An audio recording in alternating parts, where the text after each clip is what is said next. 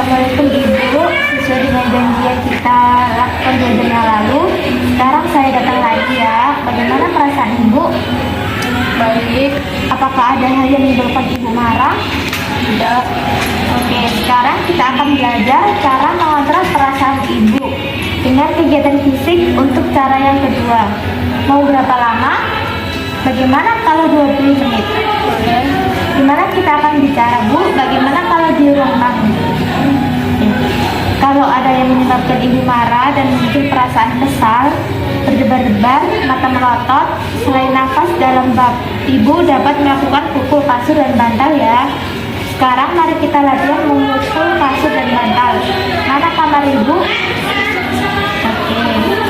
Jadi kalau nanti Ibu kesal dan ingin marah, langsung ke kamar saja ya, dan lampiaskan kemarahan tersebut dengan memukul kasur dan bantal. Nah, coba Ibu lakukan pukul kasur dan bantal ya. Oke, bagus sekali Ibu. Itu salah lampiaskan di kasur ya atau bantal ya Ibu. Nah, cara ini pun dapat dilakukan secara rutin jika ada perasaan marah.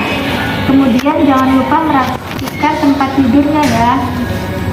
Bagaimana perasaan Ibu setelah latihan cara menghilangkan marah tadi? Merasa nyaman. Baik. Ada berapa cara yang sudah kita latih? Coba Ibu sebutkan lagi. Nafas dalam, memukul kasur dan bantal. Bagus. Mari kita masukkan ke dalam jadwal kegiatan sehari-hari Ibu ya. Pukul kasur dan bantal mau jam berapa? Bagaimana kalau sudah bangun tidur? Baik, jadi jam 5 pagi ya Ibu dan jam 3 sore. Lalu kalau ada keinginan marah sewaktu-waktu, gunakan kedua cara yang tadi ya Ibu. Sekarang kita buat jadwal. Mau berapa kali sehari latihan memukul kasur dan bantalnya? 2 kali. Oke, besok pagi kita bertemu lagi dan akan latihan cara mengontrol marah Ibu dengan cara yang bicara yang baik. Mau jam berapa? Bagaimana kalau jam 10 pagi? Oke, sampai jumpa besok Ibu.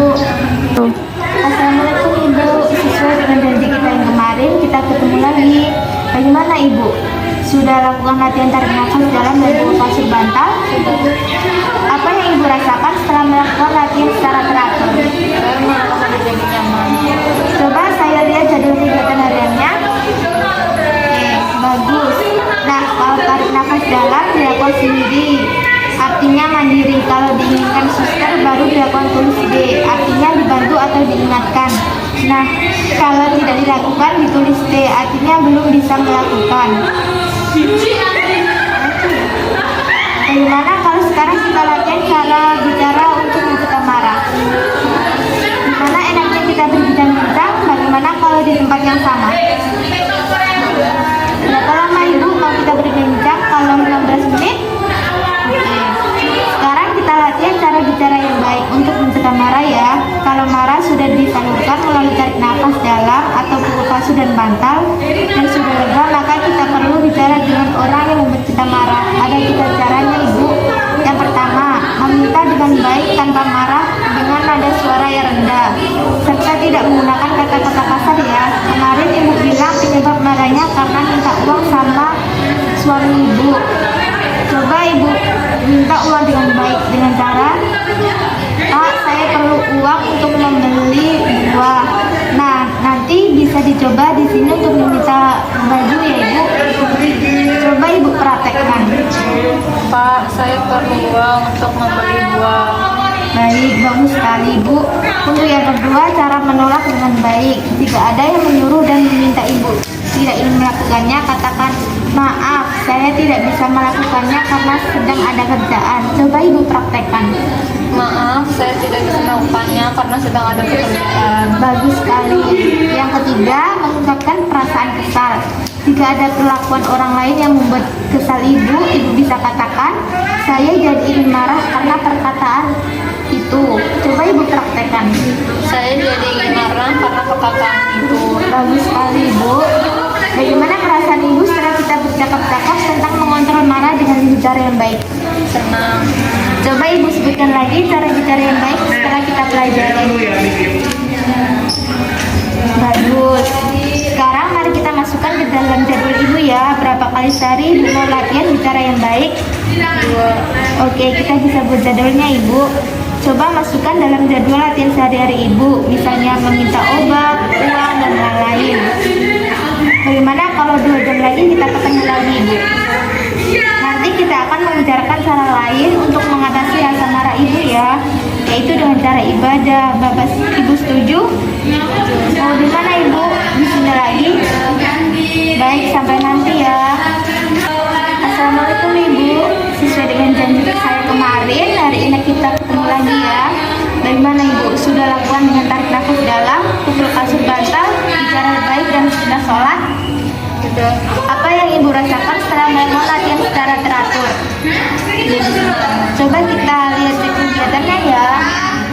Oke, bagus. Bagaimana kalau sekarang kita bicara dan latihan tentang cara minum obat yang benar untuk mengontrol rasa marah? Dimana enaknya kita berbincang-bincang, bagaimana kalau di tempat kemarin? Berapa lama kita akan berbincang-bincang ibu? Bagaimana kalau 15 menit? Ibu sudah dapat obat dari dokter? Belum, baik. Obatnya ada 3 macam ya ibu. Yang warna oranye namanya CPS, gunanya agar pikiran tenang. Yang putih untuk PHP agar rileks dan tegang. Dan yang merah jambu ini namanya HLP, agar pikiran teratur dan rasa marah berkurang. Semuanya ini harus diminum 3 kali sehari, 7 jam pagi, jam 1 siang, dan jam 7 malam ya.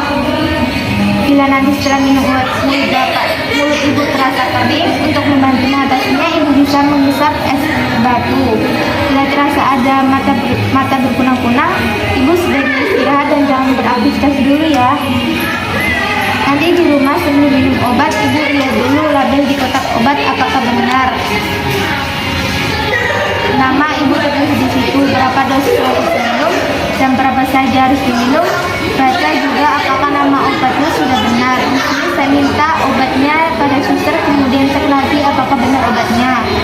Jangan pernah menghentikan minum obat sebelum berkonsultasi dengan dokter ya ibu, karena dapat terjadi kekambuhan. Sekarang kita masukkan waktu minum obatnya ke dalam jadwal ibu. Bagaimana perasaan ibu setelah kita bercakap-cakap tentang cara minum obat yang benar?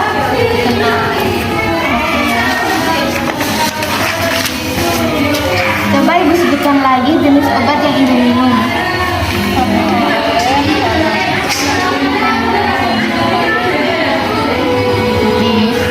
Gimana cara minum obat yang benar ibu? Ya, baik, bagus sekali. Nah, sudah berapa cara mengontrol perasaan marah yang kita pelajari? Sekarang kita tambahkan ke dalam jadwal kegiatan dengan minum obat. Jangan lupa laksanakan semua dengan cara teratur ya. Baik, besok kita ketemu kembali untuk melihat sejauh mana ibu melaksanakan kegiatan dan sejauh mana ibu dapat mencegah rasa marah. Sampai jumpa ibu. Assalamualaikum ibu.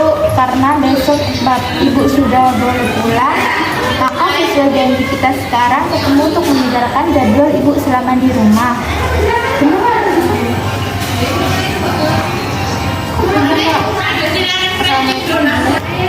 Assalamualaikum ibu. Karena besok anak ibu sudah boleh pulang, maka sesuai janji kita sekarang kita ketemu untuk membicarakan jadwal anak ibu selama di rumah. Bagaimana bu selama ibu membesuk? Apakah sudah dilatih cara merawat anak ibu? Apakah sudah diuji keberhasilannya? Nah, sekarang bagaimana kalau kita bicara berapa lama ibu mau kita berbicara? Bagaimana kalau 10 menit saja? Baik, ibu jadwal yang telah dibuat selama anak ibu di rumah sakit tolong dilanjutkan ya. Baik jadwal aktivitas maupun jadwal minum obatnya. Mari kita lihat jadwal ibu. Baik, hal-hal yang perlu diperhatikan lebih lanjut adalah perilaku yang ditampilkan oleh anak ibu selama di rumah. Kalau misalnya anak ibu menolak minum obat atau memperlihatkan perilaku yang membahayakan untuk orang lain, jika hal ini terjadi segera